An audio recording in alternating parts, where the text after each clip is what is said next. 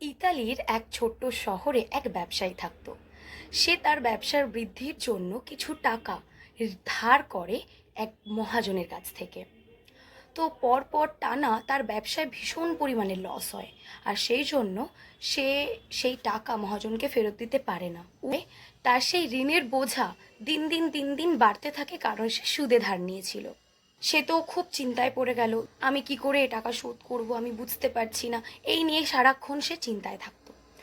এমন সময় সেই মহাজন তার বাড়িতে আসে এবং তাকে বলে যে তোমার সমস্ত কর্জা বা ঋণ যেটা তুমি আমার কাছ থেকে করেছো, আমি সেই সবটা মুকুব করে দেব, তবে আমার একটা শর্ত আছে। তো সে কথা শুনে ব্যবসায়ী ভাবে, কি এমন শর্ত যার জন্য উনি আমার সমস্ত কর্জা মুকুব করে দেবে। তো তার খুব ইচ্ছে হয় জানতে, তাই সে প্রশ্ন করে ফেলে যে হ্যাঁ মহাজন, আপনি বলুন আপনার কি শর্ত আছে। মহাজন বলে, যদি তুমি তোমার মেয়ের সাথে আমাকে বিয়ে দাও, তাহলে কিন্তু আমি তোমার এই কর্জা মুকুব করে দেব।